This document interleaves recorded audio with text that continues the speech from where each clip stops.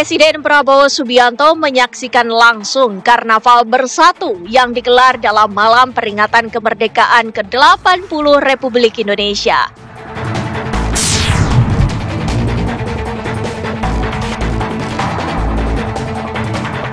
Wakil Presiden Gibran Rakabuming Raka menyaksikan langsung keseruan Lomba Panjat Pinang di Kalimalang, Jakarta Timur.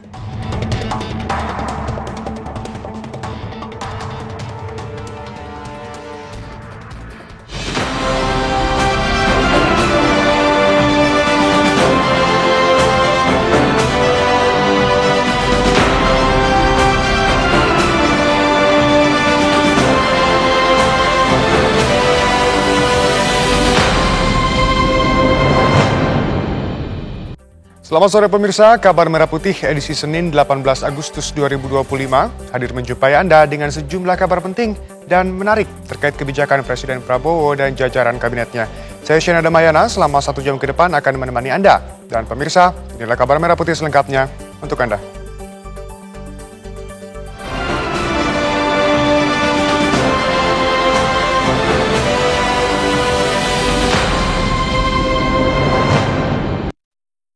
Pemirsa, Wakil Presiden Gibran Rakabuming Raka hari ini mengunjungi Taman Mini Indonesia Indah bersama keluarganya.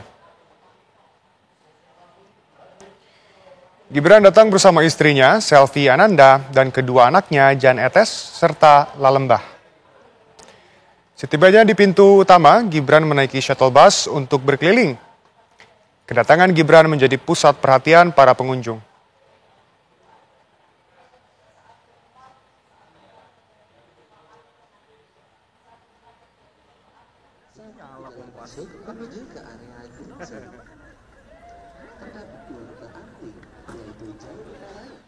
Sebelumnya, kemarin, Wakil Presiden Gibran Rakabuming Raka mengunjungi langsung perayaan HUT Kemerdekaan yang digelar warga di RW 04, Kelurahan Cipinang Melayu, Kecamatan Makassar, Jakarta Timur. Wapres hadir untuk menyapa warga dan menyaksikan langsung lomba panjat pinang yang digelar di sepanjang aliran Sungai Kalimalang. Kedatangan Gibran pada Minggu sore disambut hangat warga. Ia pun menyempatkan diri menyapa dan berfoto bersama warga. Gibran pun merasa terhibur menyaksikan perlombaan panjat pinang ini. Kunjungan ini menjadi bagian dari upaya memastikan masyarakat ikut merasakan semarak dan kebersamaan dalam momen bersejarah bangsa.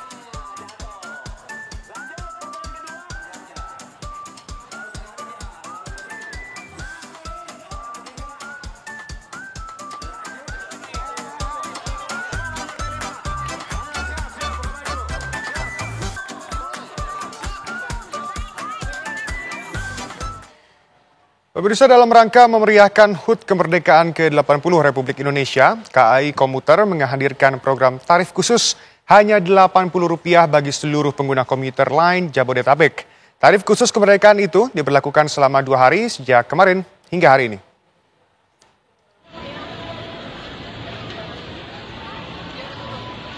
Jumlah penumpang pengguna komuter lain mengalami lonjakan sejak diberlakukannya tarif Rp80. Hari Minggu kemarin, lonjakan penumpang mencapai 667.000 pengguna sepanjang peringatan HUT RI ke-80 di Jakarta. Stasiun Juanda, Sudirman, dan Jakarta Kota merupakan stasiun tujuan dengan pengguna tertinggi, mengingat banyaknya warga yang ingin merayakan 17-an di sekitar Monas, Bundaran HI, dan Kota Tua. Tarif Rp80 bagi seluruh pengguna komuter lain Jabodetabek ini dilakukan dalam rangka memeriahkan HUT Kemerdekaan ke-80 Republik Indonesia. Dan diberlakukan selama 2 hari sejak tanggal 17 hingga 18 Agustus 2025. Animo masyarakat menggunakan komuter lain meningkat signifikan pada kemeriahan hari ulang tahun ke-80 Republik Indonesia yang jatuh pada hari ini. Hingga sore ini sekitar pukul 16.00 tercatat total volume pengguna komuter lain sudah sebanyak 750.000 orang yang keluar maupun masuk di stasiun komuter lain wilayah Jabodetabek. Stasiun Juanda yang berlokasi di sekitar Monas tercatat telah melayani sebanyak 27.000 penumpang lebih yang sudah turun di stasiun tersebut. Berikutnya juga yang banyak menjadi tujuan masyarakat adalah stasiun Bogor. Ada sekitar 23.000 orang yang turun di stasiun Bogor. Kemudian juga stasiun Sudirman dan stasiun Jakarta Kota yang masing-masing telah mencapai 21.000 orang dan 15.000 orang yang turun pada kedua stasiun tersebut. Untuk mengantisipasi lonjakan pengguna komuter lain, KAI Komuter Lain menambah 9 perjalanan hingga pukul 1 dini hari. Dari Jakarta, Yoga Kuspratomo, TV One mengabarkan.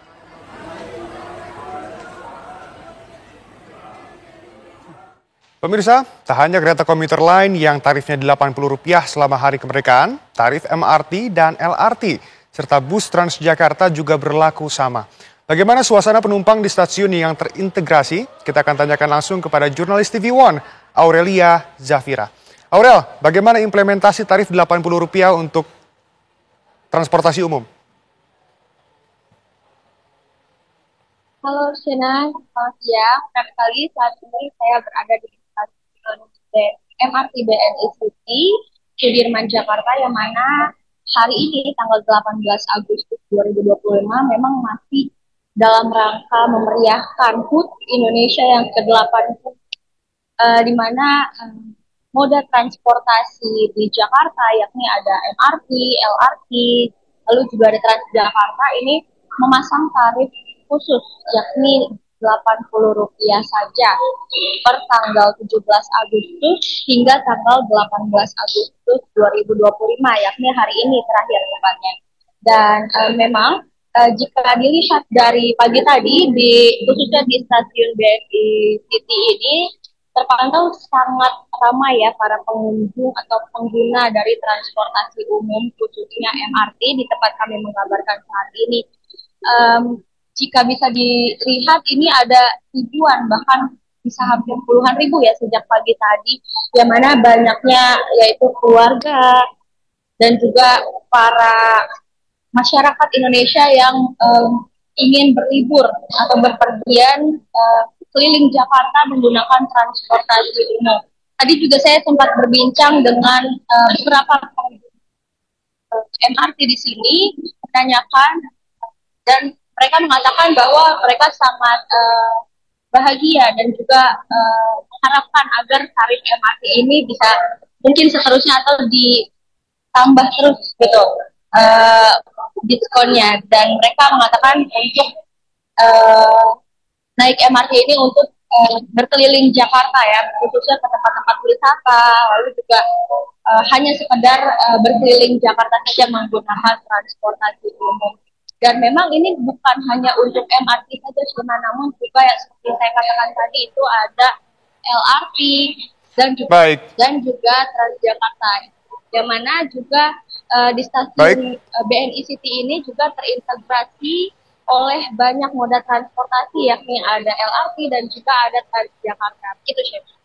Baik, informasi lengkap dari Aurelia Zafira. Terima kasih, selamat kembali bertugas. Kita ke kabar lain, pemirsa. Ribuan warga menyaksikan Karnaval Bersatu dalam malam peringatan hari ulang tahun ke-80 kemerdekaan Republik Indonesia di kawasan Monas, Jakarta. Dalam kesempatan itu, Presiden Prabowo Subianto turut menyapa langsung ribuan warga yang menyaksikan karnaval.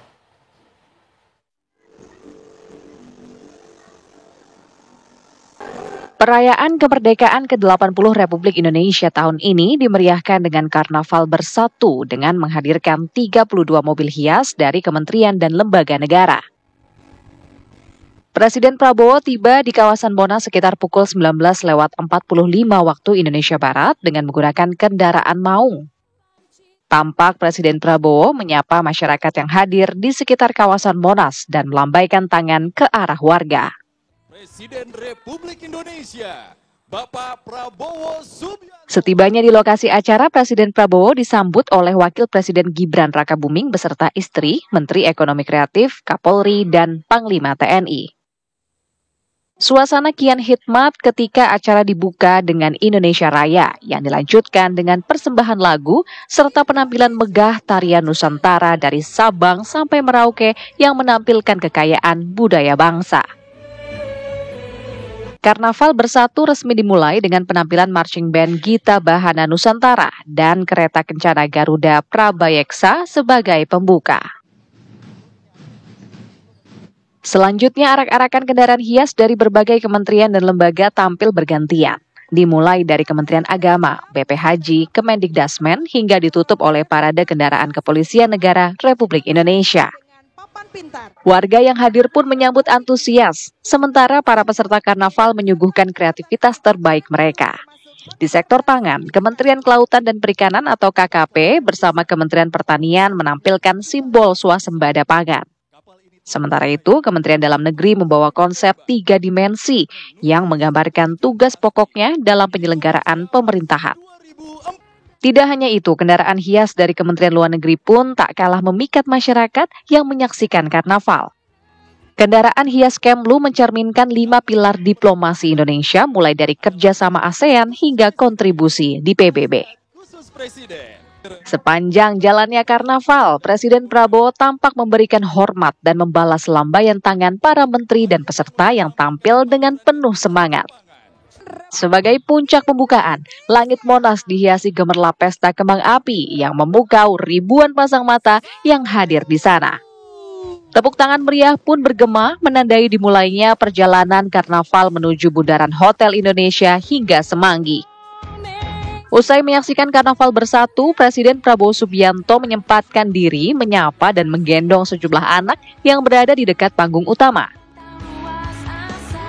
Selain itu, dalam perjalanan meninggalkan lokasi acara, Presiden turut menyapa dan menyalami warga dari atas mobil maung. Karnaval Bersatu tidak hanya menjadi simbol kemeriahan, tetapi juga cerminan persatuan, kreativitas dan pencapaian bangsa di bawah kepemimpinan Presiden Prabowo Subianto. Tim TV One mengabarkan. Bersatu ini sebagai info akan terus berlanjut hingga bundaran. Pemirsa, tim Satgas Garuda Merah Putih 2 menyalurkan 17,8 ton bantuan kemanusiaan di langit Gaza tepat di Hari Kemerdekaan Indonesia. Kabar selengkapnya saat lagi, tetap bersama kami.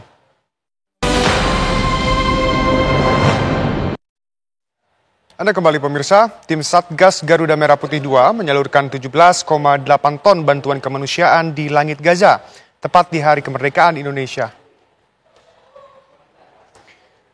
2 pesawat Hercules C-130J milik TNI AU lepas landas dari Pangkalan Udara King Abdullah II, Yordania pada pukul 10.37 waktu setempat. Sekira 2 jam penerbangan, pesawat berhasil menjatuhkan 17,8 ton bantuan melalui metode airdrop di wilayah Gaza.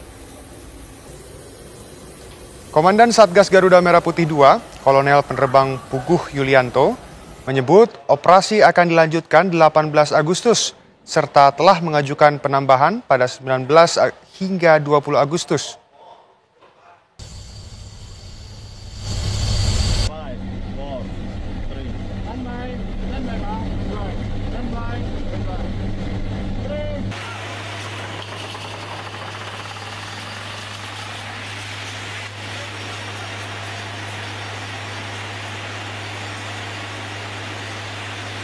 Kita ke kabar lainnya pemirsa. Presiden Prabowo Subianto sangat menyoroti soal permasalahan di Badan Usaha Milik Negara BUMN.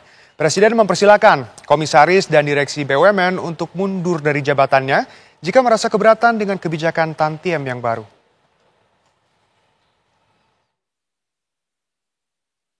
Saya hilangkan tantiem.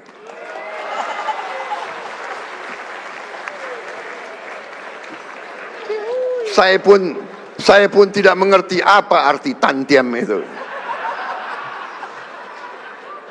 Itu akal-akalan mereka saja.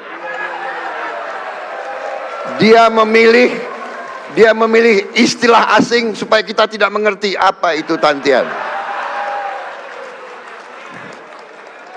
Saudara-saudara, masa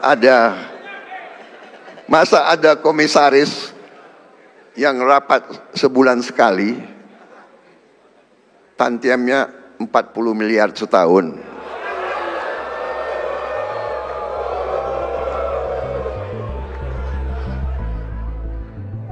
Sorak riuh menggema kala Presiden Prabowo menyoroti permasalahan Tantim BUMN di pidato pengantar Nota Keuangan dan RAPBN 2026 di Gedung Parlemen Senayan, Jakarta beberapa waktu lalu. Menurut Prabowo, Tantim menjadi akal-akalan para direksi BUMN sehingga dihapuskan oleh Presiden Prabowo. Politikus Partai Gerindra Andre Rosiade menyatakan jika pernyataan Presiden Prabowo itu wajar jika pemangkasan Tantim dilakukan guna mendukung langkah efisiensi. Mungkin ada yang kecewa ya, mungkin ya, ada kecewa dengan kebijakan Presiden yang melakukan efisiensi. Ya saya rasa sih wajar ya. Kalau nggak wajar nggak mungkin seluruh anggota DPR RI yang hadir dalam pidato Presiden itu berdiri standing applause. Berdiri berarti apa? Dukungan politik terhadap keputusan Presiden itu jelas bahwa seluruh fraksi di DPR itu mendukung langkah Presiden untuk melakukan efisiensi dan penataan terhadap kinerja BUMN. Jadi di satu sisi pemangkasan Tantim dianggap baik dan bisa memperteguh rasa keadilan dalam pengelolaan BUMN yang kinerjanya masih diragukan publik. Menjadi komisaris ini apalagi selama ini stigmanya adalah titipan. Titipan yang dalam artian dia dari sisi kompetensi, kapasitas itu nggak memenuhi. Makanya sangat wajar ketika publik menganggap bahwa komisaris ini ya mereka nggak bisa apa-apa tapi bisa digaji besar gitu dengan hanya masuk 1 bulan sekali. Sementara itu, analis politik Universitas Bakri Muhammad Tri Andika Kurniawan menyatakan jika langkah penghapusan Tantim ini menjadi indikasi awal terhadap perombakan besar dari pola pengelolaan BUMN terdahulu yang dianggap hanya menguntungkan segelintir elit tertentu saja.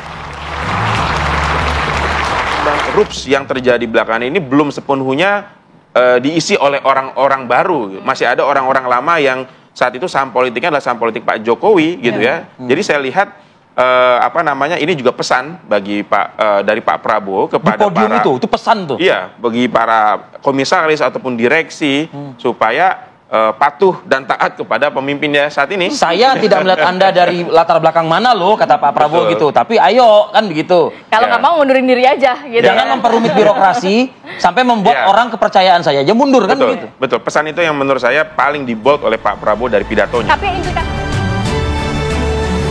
langkah Presiden Prabowo memangkas Tantim diharapkan mampu menekan pemborosan, meningkatkan efisiensi, dan memperkuat kepercayaan publik terhadap Danantara yang membawahi sektor perbankan BUMN yang bisa berimplikasi bagi kesejahteraan rakyat. Tim TV One mengabarkan.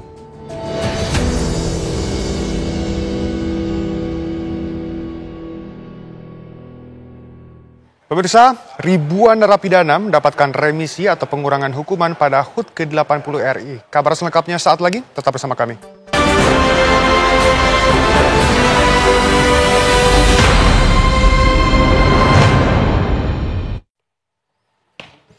Anda kembali pemirsa, mantan Ketua DPR RI terpidana kasus korupsi IKTP, Setia Novanto, resmi menjalani pembebasan bersyarat sejak Sabtu siang 16 Agustus 2025 dari Lapas Sukamiskin, Bandung. Kepala Kantor Wilayah Direktorat Jenderal Pemasyarakatan Jawa Barat, Kusnali, menyebut Setnov bebas keluar Lapas Sukamiskin pada Sabtu siang kemarin. Setia Novanto sebelumnya dijatuhi hukuman 15 tahun penjara, namun hukumannya dikurangi menjadi 12 tahun 6 bulan setelah mengajukan peninjauan kembali pada 4 Juni 2025. Berdasarkan perhitungan masa tahanan, Setia Novanto telah memenuhi syarat untuk mendapatkan pembebasan bersyarat sejak 29 Mei 2025 dan resmi menjalankannya pada 16 Agustus 2025. Meski telah bebas bersyarat, Setia Novanto tetap wajib melapor setiap bulan hingga masa percobaannya berakhir pada 1 April 2029. Artinya, ia belum sepenuhnya bebas dan belum dapat menggunakan hak politiknya. Dengan pembebasan bersyarat itu, Setia Novanto masih menjalani masa percobaan selama hampir 4 tahun ke depan, di mana seluruh aktivitasnya tetap berada dalam pengawasan pihak pemasyarakatan.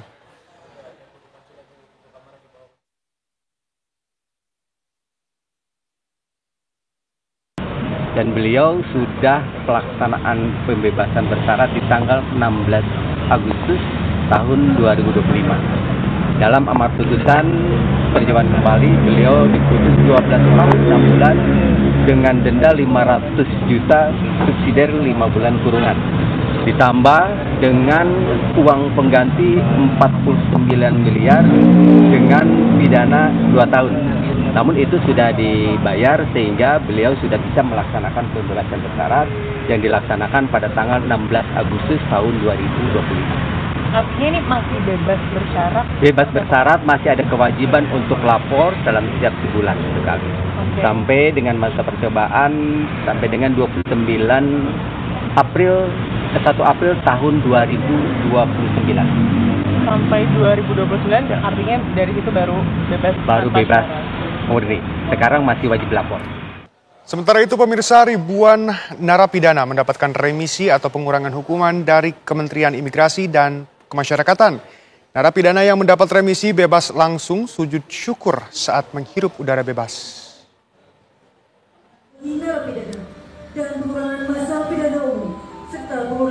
Ribuan narapidana yang mendekam di rumah tahanan dan lembaga pemasyarakatan di seluruh Indonesia mendapat remisi peringatan HUT RI ke-80 dari Kementerian Imigrasi dan Pemasyarakatan. Dari 179.312 narapidana yang mendapat remisi umum, 3.917 narapidana diantaranya bisa langsung bebas, dan dari 192.983 narapidana yang mendapat remisi dasawarsa, sebanyak 4.500 narapidana juga langsung bisa menghirup udara bebas. Pemberian remisi berskala nasional pada HUT RI kali ini bertempat di Lembaga Pemasyarakatan kelas 2A Salemba, Jakarta Pusat. Total semuanya jadi 179.312 orang. Ini seluruh Indonesia. Sedangkan untuk remisi dasawarsa itu total semuanya 192.983 orang.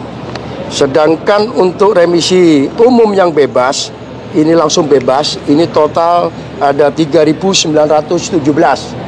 Sedangkan untuk remisi dasawarsa yang langsung bebas, ini ada 4.500 orang.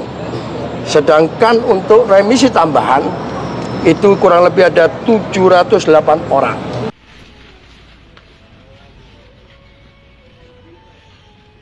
Lebih warga binaan Lembaga Pemasyarakatan atau Lapas kelas 2A Banyuwangi, Jawa Timur mendapatkan remisi kemerdekaan. Dari ratusan napi tersebut, 13 diantaranya langsung dinyatakan bebas. Belasan napi yang bebas ini pun langsung sujud syukur saat keluar dari pintu gerbang Lembaga Pemasyarakatan.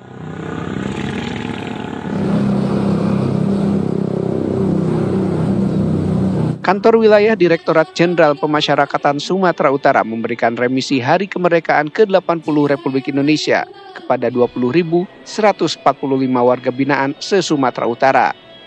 Dari jumlah tersebut, 818 warga binaan langsung bebas. Dari Jakarta, Banyuwangi, Jawa Timur, dan Medan, Sumatera Utara, tim TV One mengabarkan.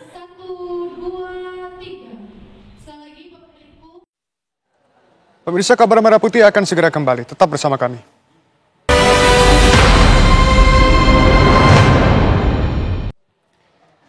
Pemirsa, program Akademi Keluarga dari Kementerian Kependudukan dan Pembangunan Keluarga bertujuan mengatasi kecanduan game dan media sosial yang hingga kini banyak dialami anak-anak hingga remaja di Indonesia. Hal tersebut disampaikan oleh Menteri Kependudukan dan Pembangunan Keluarga Wihaji usai bertemu dengan UNICEF Indonesia.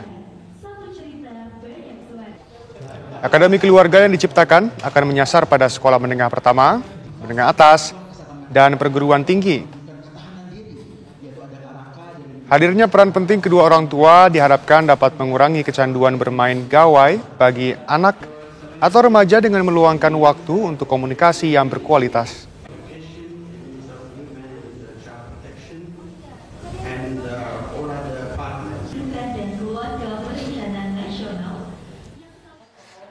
Di tengah penindakan para pelaku kasus beras oplosan, pemerintah meminta pengusaha penggilingan padi tetap berproduksi. Menurut Menko Bidang Pangan, Zulkifli Hasan, sejumlah usaha penggilingan padi kini takut berproduksi. Hal ini merespon temuan dari pihak Ombudsman.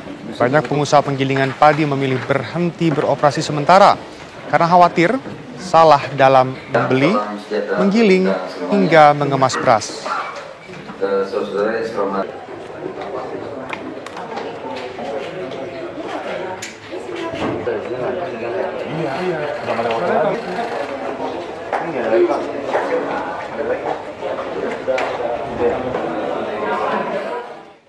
Pemirsa, paket pembangunan jalan kawasan legislatif dan yudikatif di Ibu Kota Nusantara atau IKN telah dilelang dengan total nilai 2,9 triliun rupiah. Proyek ini merupakan bagian dari tahap 2 pembangunan IKN akan dimulai pada akhir Oktober 2025.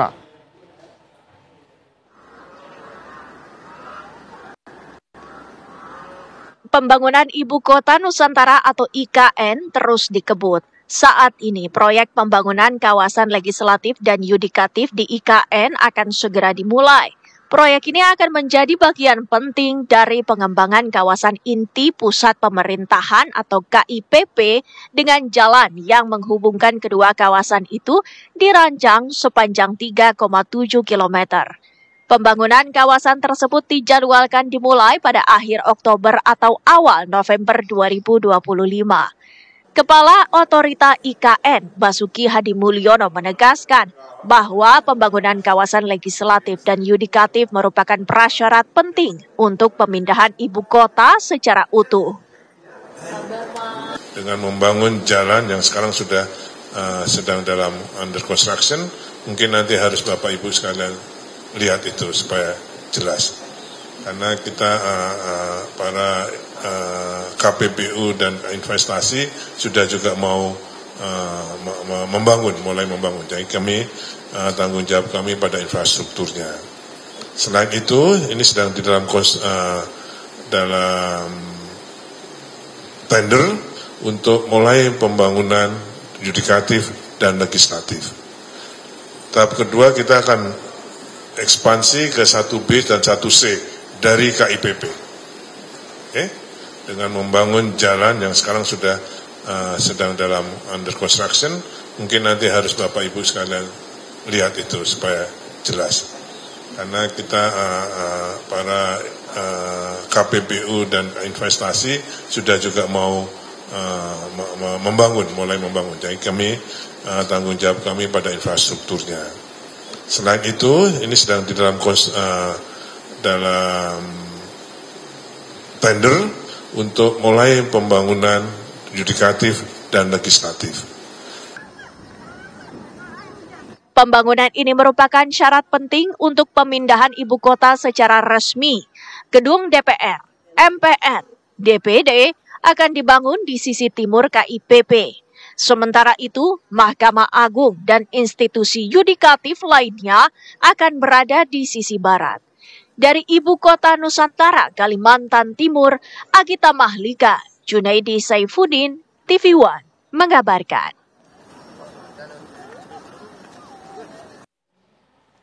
Pemirsa, Kabar Merah Putih akan segera kembali. Tetap bersama kami. Anda kembali di Kabar Merah Putih. Pemirsa, pemerintah Aceh melalui Badan Reintegrasi Aceh atau BRA menggelar acara peringatan 2 dekade Hari Damai antara pemerintah pusat dan Gerakan Aceh Merdeka atau GAM pada Jumat 15 Agustus 2025. Acara berlangsung di Gedung Balai Musiraya, Aceh, Kota Banda Aceh. Tak hanya dihadiri oleh para tokoh masyarakat dan para kombatan GAM, acara itu juga dihadiri para perwakilan lembaga asing yang dulu pernah terlibat dan membantu proses perjanjian damai antara GAM dan RI di kota Helsinki, Finlandia pada 15 Agustus 2005 silam. Acara peringatan Hari Damai diisi dengan berbagai kegiatan, diantaranya zikir dan doa bersama, memberikan bantuan kepada 150 orang mantan kombatan GAM, dan juga memberi penghargaan terhadap 100 orang para jurnalis konflik Aceh. Dalam acara tersebut, Muzakir Manaf, Gubernur Aceh saat ini, menyampaikan akan mengusulkan kepada Presiden Prabowo Subianto untuk merealisasikan anggaran dana abadi sebesar 1 triliun untuk para mantan para kombatan GAM. Panah bagi ex-kombatan GAM, tahanan politik dan korban konflik Aceh. Kita saksikan. Pemirsa, Bupati Sidrap Syaharudin Alrif memberikan remisi kepada ratusan warga binaan rumah tahanan atau rutan kelas 2B Sidrap. Hal itu dilakukan di momen hari ulang tahun kemerdekaan Republik Indonesia yang ke-80. Peringatan HUT kemerdekaan RI ke-80 menjadi momen berkesan bagi warga binaan rutan kelas 2 Sidrap, Sulawesi Selatan. Bupati Sidrap memberikan remisi umum terhadap 207 warga binaan dengan potongan masa tahanan 1 hingga 6 bulan, sedangkan 185 lainnya menerima potongan dasawarsa dengan pemotongan mulai dari 5 hari hingga 9 bulan. Dari total penerima tersebut, 4 warga binaan dinyatakan langsung bebas. Dalam rangka HUT RI ke-80 ini, ke Rutan Sidendreng Rapang di bawah kantor Kementerian Imigrasi memberikan remisi kepada para narapidana.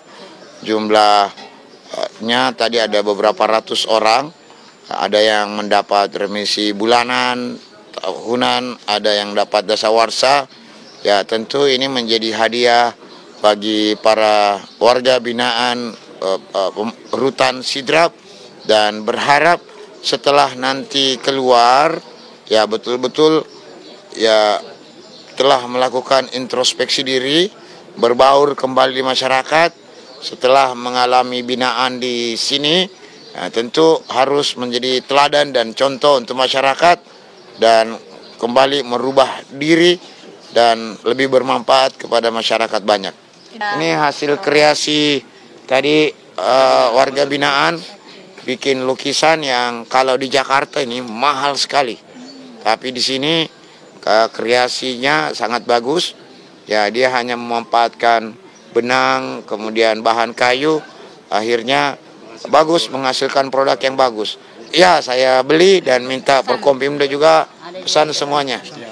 Dengan berpose hari ini, pose HUT RI ke-80. Selesai memberikan remisi, Bupati Sidrap bersama Forkopimda melihat hasil karya dari warga binaan sembari bercengkrama dan menyapa satu persatu warga binaan yang telah mendapatkan remisi kemerdekaan. Dari Sidrap, Sulawesi Selatan, tim TV One mengabarkan. Dan pemirsa, kabar tersebut sekaligus menutup jumpa kita kali ini. Esok Kabar Merah Putih akan kembali di waktu yang sama. Dan jangan beranjak dulu pemirsa, karena sesaat lagi Anda dapat menyaksikan program Berita Utama Kriminal. Saya Shena Damayana, mewakili seluruh kru yang bertugas mengucapkan terima kasih dan sampai jumpa.